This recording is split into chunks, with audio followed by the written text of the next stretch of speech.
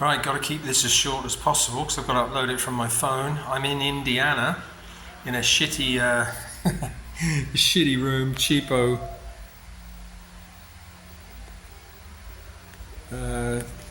crap room anyway. But yeah, it's just no bad energies here. It's a really small little village, really, not well, it's sort of town. But I'm probably going to move on to Mazan tomorrow, which is about 15 minutes away, because there's better options for buying fruit. Because I've got to stay as clean as possible. The week's been absolutely fantastic as from a learning perspective, although the first two ceremonies, which I've spoken about, were really non-events, as I thought at the time, but underestimated shaman Urias at the end of the day. The Shipibo have a reputation for good reason, because last night's ceremony was absolutely incredible. Again, very slow start, quite a big cup for everybody. I didn't take a second cup because nothing was happening for me again. And because we were leaving the next day, I thought I just don't want to be up late in my room, and I was anyway. Although I wasn't heavily tripping, I just couldn't sleep. So, but it was hardly surprising because I'd had a really good chat with Mama. The lessons were that, which is really important because of the dieta, as I spoke about in the last one, about losing my faith, and also having interference from the dieta energies, because I hadn't been keeping up my proper sort of mapacho smoking to block negative energies. So there was getting interference from dark energy, which then caused the ridiculous conversations, which led to my loss of faith in Mama talking to me, accepting nonsensical circular terms. And it made complete sense once it was pointed out to me that that was the dark energies trying to make me lose my faith and just give up on the whole process and not believe in it anymore. So that was really restored last night, because I've never seen this before in a vision, and it was absolutely mind-bending and incredible. As the ceremony went on, and Maestro put so much work into it, his song's gone for so long and they've got increased tempo and everything, and everybody suffered quite badly, except me. Joshua purged quite a bit, but all the guys have vomited last night, pretty much.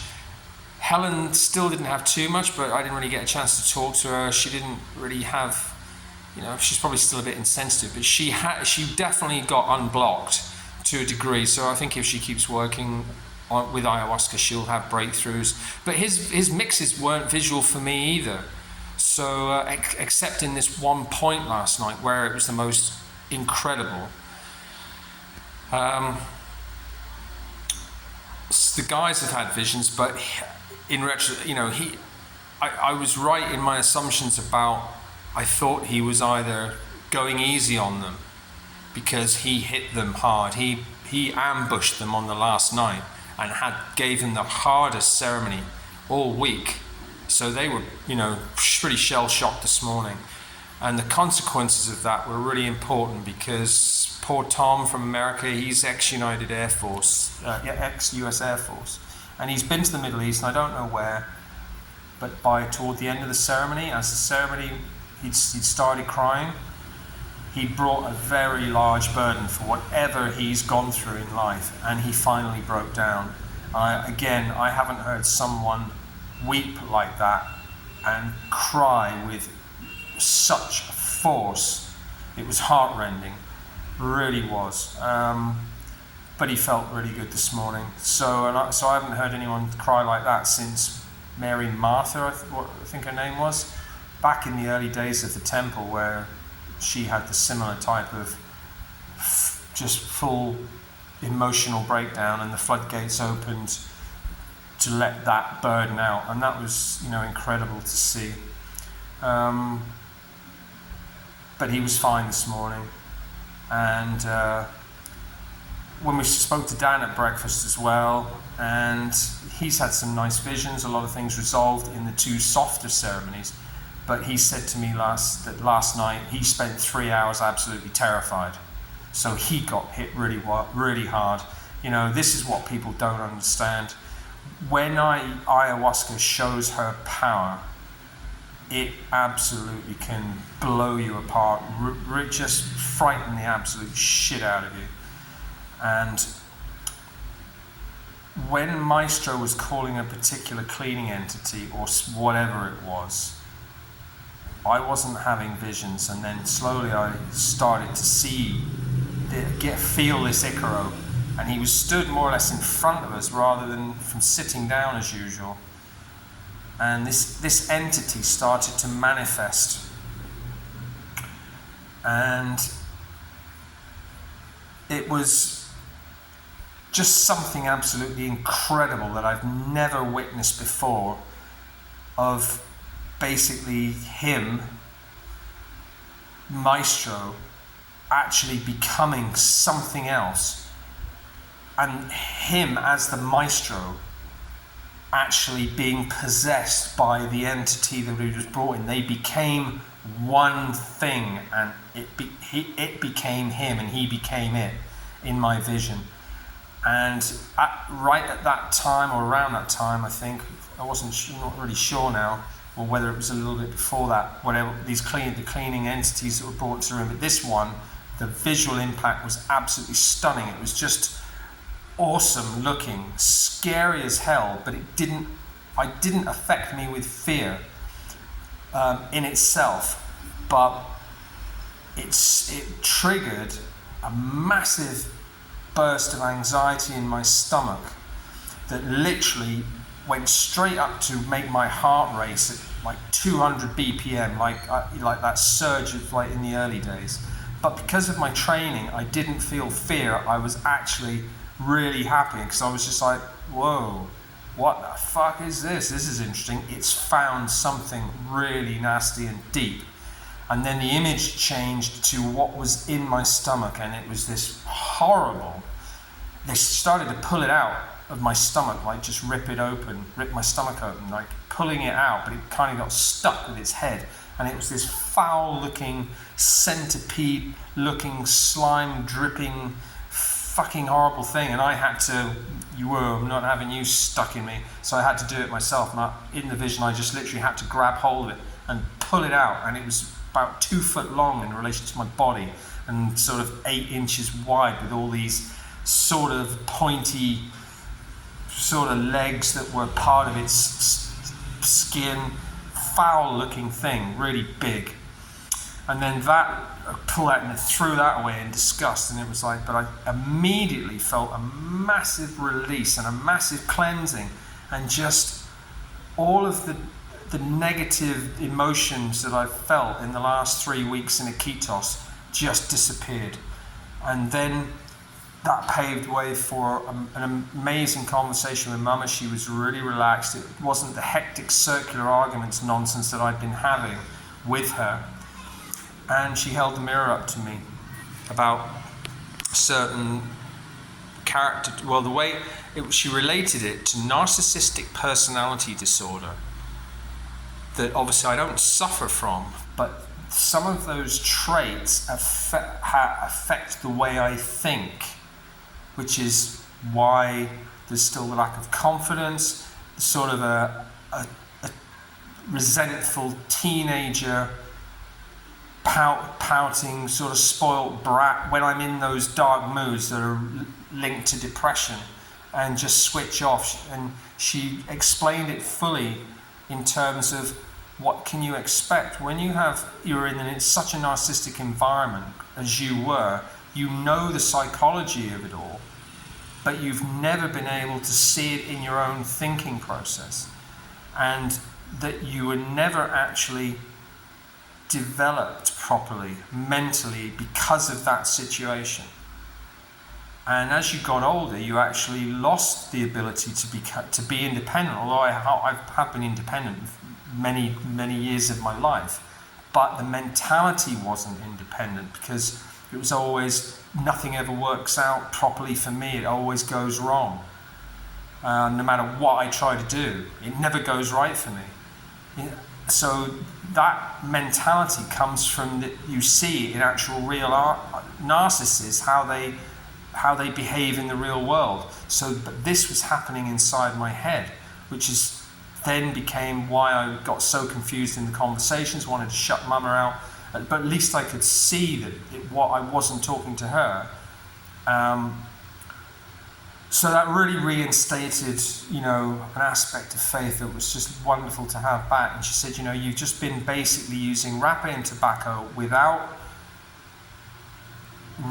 reverence to the plants themselves. And she said, look, I don't need reverence, Steve. It's not for me. It's for you, to keep you connected to me, so that you always have the sense of being protected. So because otherwise, you shut the door on me, and that's when things start to go bad for you, because you've got nothing to fall back on. And she said, look, I will never abandon you like you've experienced parental abandonment with your mother, your real mother. She said, I will always be here for you, but you're the one who closes the door on me when you get those critical modes, when things aren't working out, you have a bad situation, and go, oh, fuck, it's all a load of bollocks, It was, it doesn't relate to the real 3D world. It doesn't prepare me for the actual realities of that. And she just reiterated, she said, if all you need to do is keep your faith, and everything will be fine. But you lose trust in that. And when you lose trust, you disconnect, and then everything goes wrong, and then you get resentful because you're almost asking me to prove myself when you've lost faith, which then doesn't happen. So it justifies the mentality. She said, but look, if you keep, instead of why just keep going around the revolving door every time this happens? She said, you've had such faith in the past, and then you've lost it, and then you come back to it, and you've lost it, and you come back to it. Why do you keep bother, just from a rational point of view, why keep bothering going through the revolving door of that process, and for the effort that's involved? She said, all that's required is every time you light a mapacho is a little bit of thanks. It's just recognition. Because how can you not believe, after everything you've experienced in the last 2 years, that when you're back in ceremony and back in the environment, you have no problems, you just come back to the whole procedure and love every bit of it, and it does you such good? Why can't you just stay like that? You allow yourself to drop out of the situation, and you're reliant on being on a retreat because you can't face the real world, because you've dropped out of having the independent mind to solve problems. You're expecting with ayahuasca her to just make everything fine for you without putting any effort in at all when a problem does come along. She's, and reiterate, there's always going to be problems. It's a question of how you change your perception to deal with them. And that's why you couldn't get out of the last conversation with the problem that was set, where you kept saying, stop asking me the question. I don't know, I'm too stupid, I can't, why do you keep asking me? I've got to solve this problem in the future about what I'm going to do. And I haven't got the abilities to do it. And when she told me everything that I've just said, because she kept saying, she said, there do you see that the external problem is a reflection of the problem within yourself. Problems don't exist in the real world. The problem has to be processed by your brain for the decision to be made whether it's a problem or not. Because otherwise it's just benign objects like a TV in the room or a fan that you don't regard as a problem.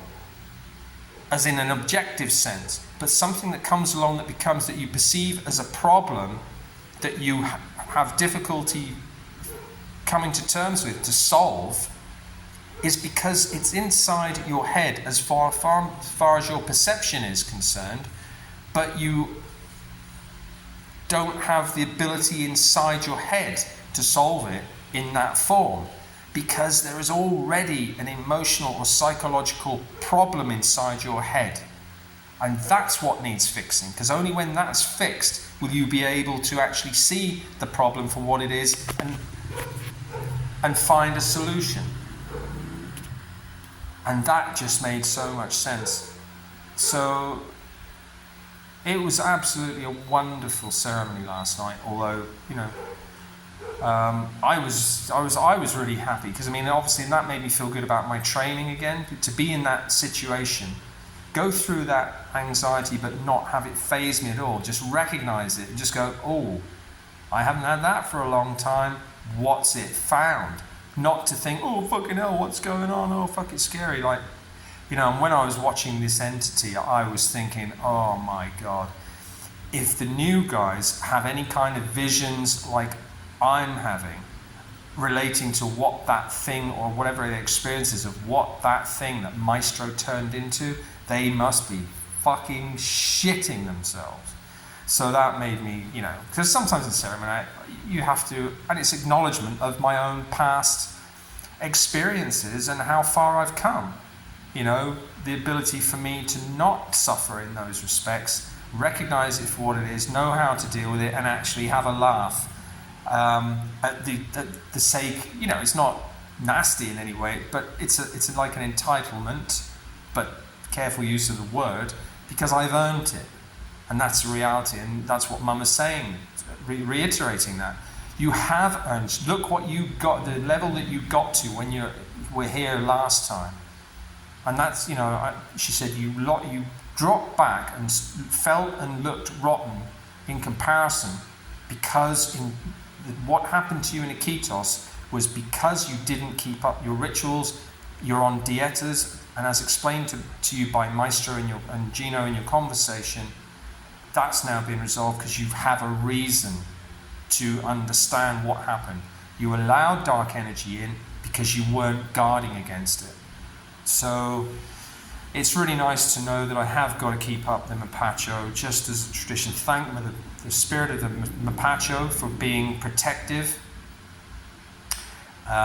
wherever you are. If you start to feel low or down, and Maestro said the same thing, blow Mapacho. When you're on dietas, it's really important because of the dark plant energies that come through on dietas. You have to block those, because this will be a big cause towards confused thinking and then going into a negative space. So it all made complete sense, and it just felt great to know. And then overall, like Mama said when she was talking to me, so gently and so softly, just said, but look, it's another lesson, and you've learned from it. So again, it's another aspect of growth. You never stop learning. You never stop being cleaned. You're a human being, you know that. You're always going to have darkness as part of the experience, and the tendency towards darkness through temptation of things that you shouldn't do. And that made me remember so many times where she said to me, when I've been through a really fantastic cleaning process, I felt really good, I felt really clean, and she said to me, but you've always got to be on guard, because they'll always be coming to attack you, because that's the nature of the war between good and evil, dark and light. And if you step away from me,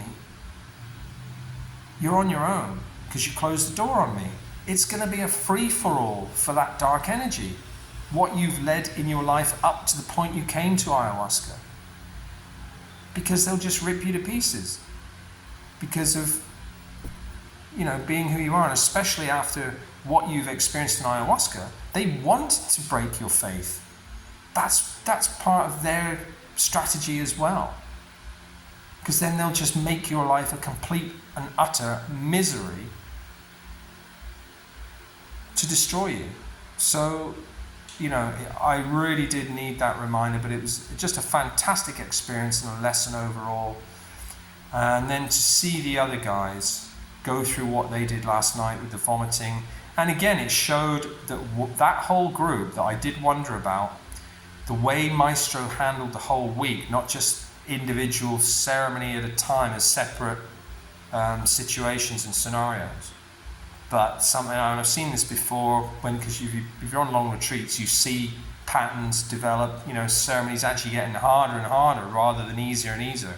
It doesn't necessarily work like that, especially with the Shipibo. They've got that aspect about them because they can give you a really good clean, as can Maestro Jairo, but it's different. And Ivan said this morning a really good description of different maestros. It's like in martial arts, you get different martial arts masters, but they've studied different styles. Like one's the dragon style, one's the snake style, one's the crane style.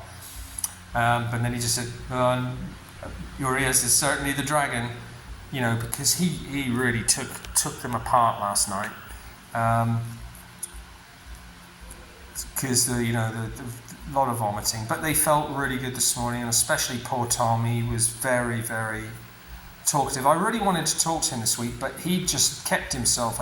Only he knows what he was here for, and he was tired, but he did stay in his room, and he didn't talk a lot when we were down to lunches and stuff, and then he was back, after breakfast, straight back to his room and stuff like that. So he never really got a chance to talk to him. He was a lovely guy, I know that much. So I really felt for him last night. But it was one of those ones that I just couldn't get involved in at the time, because Mum said to me, don't get involved in anybody, even hugs after, or try and sort of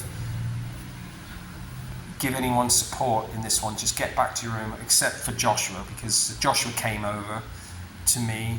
He'd had a bit of a rough one, and he was stood chatting and hugging Lady, and I was sitting on the end of the bed, and I felt fine. It was still a little bit trippy, but it wasn't strong. But I looked up to him then, and I said, how are you, Josh? I said, bit of a rough purging. He went, yeah. I said, so how are you? And then when I got on my feet, he came over to me again and gave me a really big hug and just said, thanks for coming, Steve, just thanks for being here. It's wonderful, and I grabbed my hand and he said, I'm so happy that you're here. And I said, thank you, man. You're the one who's provides this, and have created what you have. It's just an unbelievable thing that you've done. So thank you so much for providing this place and of course poor Tom was still wailing, and it was getting worse. Maestro had to go over to him, but he wasn't trying to treat him in any way. He was just sort of leaning over, and I just thought, I'm going to leave this one. So I got hold, Antonio walked me back, although I could walk pretty fine, and he said, oh, poor Mr. Tom, he sounds like he's had a really bad situation. And I explained to Antonio that I knew that he'd been in the RF. I said, look, you don't know what he's seen in the American forces, if that's what the issue is, but you just don't know what he's been through in his life, what he may have seen, to have what, seemed to be just an emotional outburst, really heavy for a loss, a really painful loss or losses or something about himself. He did say to me when he first met me in the tuk-tuk on the first day coming to the port that he was in a similar boat to me. He didn't know what to do in life after not being in the forces anymore, and he's left that life behind completely. He doesn't want anything to do with it, knows the world's crazy, but he's also very lost as well, looking for direction in life. And that's all he told me, though, that he was looking for direction when I asked my usual question, what brings you to Aya? And he was another guy that's seen my videos too. So, it was really nice to meet somebody that's watched my videos. And then this morning he was really nice, because as soon as I entered the breakfast space and said morning to everybody, he was really chatty, and he had a little pouch of desert sunstones, a little pouch of these little diamondy looking sunstones. And he gave me one. He said, I wanted to give this to one of these to everybody. I wanted you to have one as a gift in thanks for the help that you have given everybody and for that kind of leadership quality that you have. And that was really unexpected, because obviously I don't perceive myself as any kind of a leader. I just give the basic pointers to all the new people who've never done ayahuasca before, which is, have absolute faith. Mama's never going to harm you, no matter what. So let that guide your lack of fear. Just trust. And if it gets too overwhelming for you, then kind of drop back to your breathing. If it's really overwhelming, you can ask Mama to dial it back a bit, to let you just regain your composure. Things like that. Probably a couple of others that slip my mind at the moment, but they're, the usual kind of things that I go through. But anyway, this is only half an hour, and it's going to take ages to upload over the phone network, because there's no Wi-Fi, and luckily I have the data on this phone, but I'm going to be living off phone data for a bit, unless I get Wi-Fi tomorrow. But it's fine, because it's going to run out probably in a week anyway, so it's got to be used before it runs out, so that's fine. So I'll upload this now. So that was Ayah 48. So got a week off, and then a week Monday back with Maestro Jairo, and for 3 weeks solid, and to continue my journey with him. And we'll discuss, depending on how I've done, but I think the problem's been resolved about me continuing dietas and ayahuasca, because it was it was my fault that I ended up with those problems.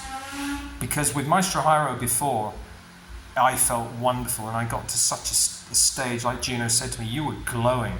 He said, but you've not slept very well, and not much sun. I'm looking pretty terrible, and I'm tired now. I obviously didn't get much sleep on these 3 retreats, really, because of the length of time. Just it keeps you awake in the bedroom, because they were all started so late. So I didn't have much sleep last night either. I didn't get to sleep till gone 4 o'clock in the morning, and then woken up at 8 o'clock by Lady for breakfast.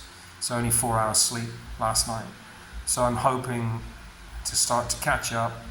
A week's rest, week's mindfulness, just routines, bit of rapé with reverence, cleansing the room with Mapacho, and thanking to Mapacho for keeping me protected. And a thank you to Mama for just the promise that she's just in everything that she's done for me. Because it's just been unbelievable. When you look back in retrospect, everything that I have experienced and actually healed from, because that's the thing, and I even forgot that for myself. She said, look, your logical brain, the things that you admit, you choose the negative things that don't seem to work for you, and then use that as a basis to write the whole thing off. And but then you come back and say, look at all the good things it has done, and then the benefits that you see in other people, which is real. So how can you not have faith? You're trying to have it both ways, which is why it was narcissistic, spoilt or entitled, confused, or narcissistic thinking, if not actually acting like that in real life. Because obviously, I don't have those traits, but I know what they are, and it made perfect sense to me. So it was really beneficial having the mirror of reality, which is what ayahuasca can do to people. And of course, that's what they don't like. People don't like that if they're still egotistical and they come to ayahuasca. And of course, everybody is to a degree, because that's what she has to kind of beat out of you, so that you can see yourself for what you really are, not through the fake lens of an ego that's prime motivation is to misguidedly protect you and lie to you by causing delusions if necessary, because that's not the true you, you know. So, but anyway, it's a wonderful night last night. I'm still remembering the image of that cleaning, merciless, because they're all merciless. I always describe it to people, you know, it's like the cleaning entity, when it comes, it's like, I'm here, I've been summoned, almost reluctantly, to come and clean you, and that's what I'm going to do. But I don't give a shit what you have to suffer in the process. So just get on with it. And then that's when people get, you know, really fucking pulled apart for a cleaning. It's awesome. Absolutely awesome. Wonderful stuff.